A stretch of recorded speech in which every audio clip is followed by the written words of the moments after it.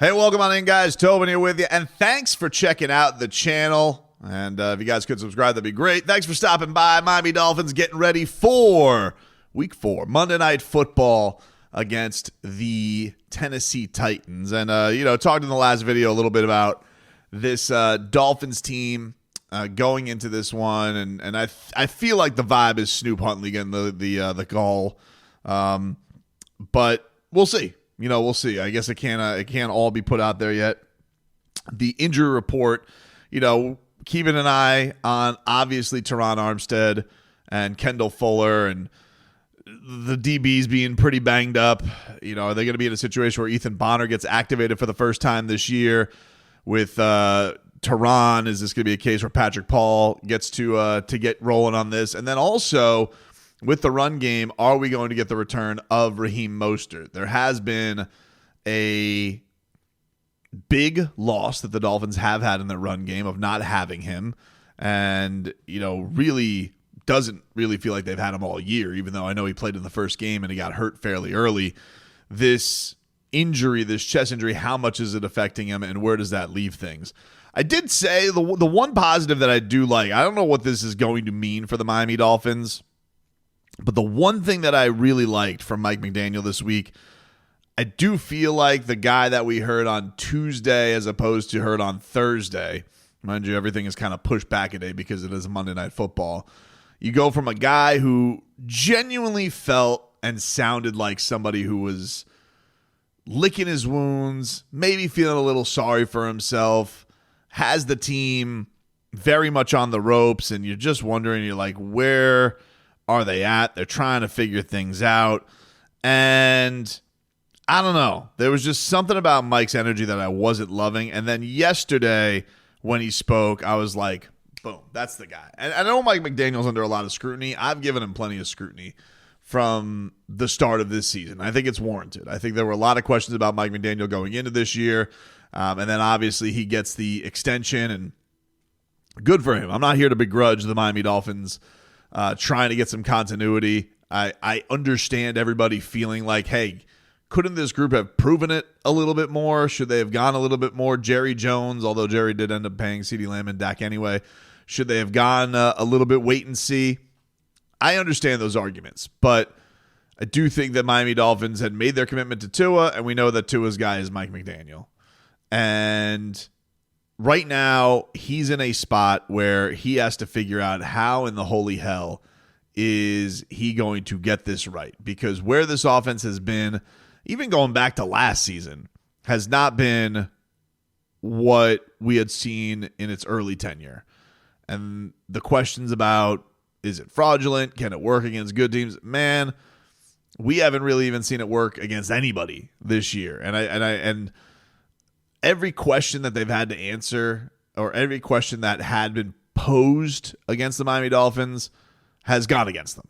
And they have not been able to show themselves as, aha, you see, I knew that that you were frauds. You see that? I knew this flash style couldn't work. See, this offensive line did suck. Which for me is like, the offensive line is the one part where, I mean, it's been a topic of concern for the Dolphins. It feels like always. But to not see it coming, and then to say things like, we're laughing about it, that to me was egregious. And then they're going to have a long way to come. Him and Chris Greer are going to have a long way to come. But Mike McDaniel had this this little rant that he went on talking about tough decisions and that he signed up. And I like that from Mike McDaniel. Listen, I don't take any of the decisions lightly at all. It's never as clear as the surface, and just the surface value. I said that on what was that day? Monday? And sure enough, I have a lot more information on Wednesday. So the picture's clearer to me, and I'm excited for the moment that there's supreme clarity. I just don't chase that for the sake of, all right, I want it off my plate. Generally the easiest thing is not the path that I choose. and that doesn't mean the results are always awesome. But that's literally what I signed up for. So bring it. He's asking you to bring it. And I think that he knows the pressure has been brought up. He's never been a guy that shied away from pressure. I don't feel like this is a guy who is necessarily crumbling under the pressure. Sometimes I honestly think Mike McDaniel overanalyzes the pressure a little bit too much. You know, he talks a lot about narrative and you got to go change the narrative. And he's aware of like all the scenarios that are going to come their way. Like, not a guy who has rabbit ears, but is almost aware that there is noise, and is always like, you know, you got to go change the narrative that's out there. Like, it's going to be there until you get it done, and cool. But also, you need to be in a spot where you also just need to find solutions for this time and this point right now, not just to prove that your way works or that you got to win on your style. I think you got to just find ways to get it done. And so I'm curious, this was all kind of stemming off of the offense, the quarterback, and all those decisions. And I understand that he doesn't want to be in a spot where he's just getting the decision done. But I think also you don't want to be in a spot where you're overthinking these things and leaving yourself open to leaving a quarterback with less talent out there on the field and leaving one with more talent off of it. And to me, this will even go with the Patrick Paul thing. Like, even if you don't think that Patrick Paul is 100% ready, and Kendall Lamb knows the offense and you trust him, and it's like, that's the guy. Nah, yeah, but why don't you go out there and put in some reps to get this thing moving in the right direction? Maybe if you draft a guy at a position and you're hopeful in the best case scenario that this is going to be a redshirt year, the Dolphins also had to feel on some level when they drafted him, but also he might have to be ready this year because look who our left tackle is.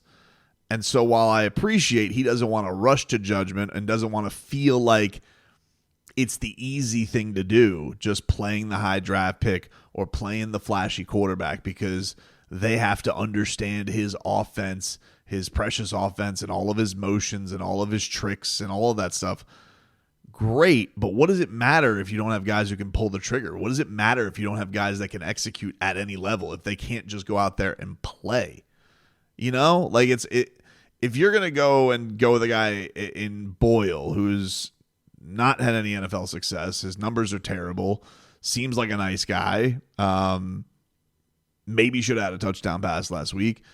But if you're Mike McDaniel and you're valuing him being here for 6 more days than Tyler Huntley, I don't know what that is. Now, I don't think that he is. I think when he says all of that stuff, and I think where he's probably reflecting on it, that maybe that was the way it would have gone. This is almost would have been a more interesting conversation, and probably will be when Skyler is healthy. When Skyler is healthy, and let's say you get to the Colts game, right?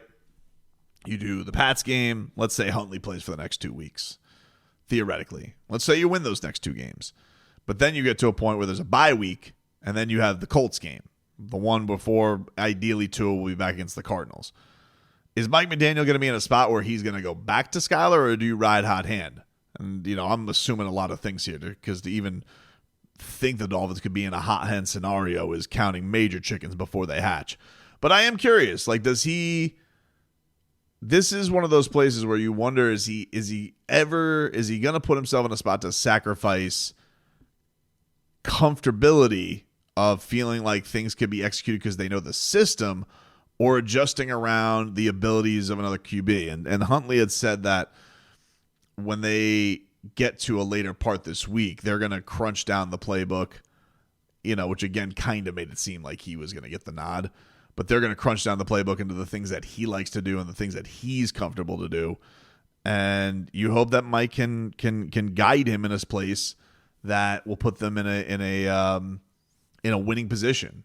And you know, this Titans team on the other side of it is is in a little bit of a fragile place too, because they have a lot of veterans. I mean, you look at that wide receiver core, you have a lot of recognizable names. They've invested. They've, gotten some big time players this year. They have a first time head coach as well. So this is another Mike McDaniel versus rookie head coach. You'd like him to get the upper hand on that. You'd feel like in a primetime game, you'd have a little bit of an advantage with that. And the other thing is, you do seem to have a pretty delicate situation with your opponent where their quarterback is very combustible, though he beat you last year and ruined your season. The new coach, seems to be like this close to being rats off a ship on him. So can the Dolphins defense do something to rattle him early? Anthony Weaver referenced this a little bit. Can they rattle him? Can they make him make mistakes? Can they get a little bit of turmoil going on the Titans sideline and just kind of flip things on their head? Because, man, the Dolphins are going to go into this game without feeling good about themselves in a very, very long time. The idea that it's been, what are we talking now? 20 days since the Miami Dolphins have had a good football feeling, because the Bills game happened right away and it was catastrophically bad. And then you had this long trip to Seattle and that was nothing but suck. So if Mike McDaniel's telling you to bring it when it comes to the pressure, great. But I also hope that he, in that mindset, is doing things that are right by his team. He says that he's listening to the team, that he's going to go with his gut as to what they're responding to, and I think that's the better way to go necessarily than somebody who may make him more comfortable because they know the operating system a little bit cleaner.